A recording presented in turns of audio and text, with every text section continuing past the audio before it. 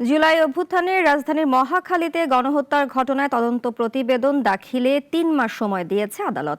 আর মোহাম্মদপুরে মানবতাবিরোধী অপরাধে আনসার সদস্য ওমর ফারুককে একদিনের জন্য জিজ্ঞাসাবাদের অনুমতি মিলেছে। মেরিট বিবেচনায় সব মামলা তদন্ত চলছে জানিয়েছে প্রসিকিউশন।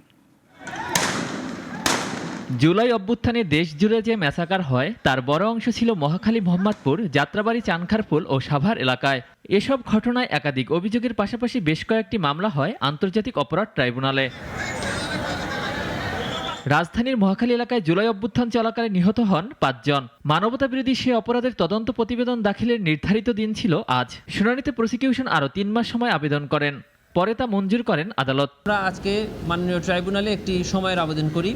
সময়টি মঞ্জুর হয়ে আগামী ২০/৭/২০২৫ তারিখ তদন্ত প্রতিবেদন দাখিলের দিন ধার্য করা হয়েছে। এদিন মোহাম্মদপুরে মানবতাবিরোধী অপরাধের আরেক মামলায় আনসার সদস্য ওমর ফারুককে একদিনের জন্য জিজ্ঞাসাবাদের অনুমতি দেন আদালত। মোহাম্মদ ওমর ফারুক আনসার সদস্য, তাকে ট্রাইব্যুনালের আদেশে আইন শৃঙ্খলা বাহিনী গ্রেফতার করেছে।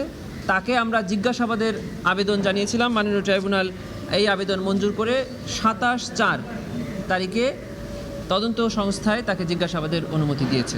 মেরিট বিবেচনায় মামলার তদন্ত করা হচ্ছে, তাই কিছু মামলায় তদন্ত সময় সাপেক্ষ হচ্ছে বলে জানান প্রসিকিউশন। নৃশংস মামলাগুলোকে আমরা প্রায়োরিটি দিয়ে তদন্ত করছি এবং এগুলোর তদন্ত প্রতিবেদন আগে জমা দিচ্ছি, যার কারণে অন্যান্য মামলাগুলোর তদন্ত একটু ধীর গতি। তার মানে এই নয় যে তদন্ত থেমে আছে। প্রত্যেকটি মামলারই আলাদা আলাদা তদন্তকারী কর্মকর্তা নিয়োগ করা আছে।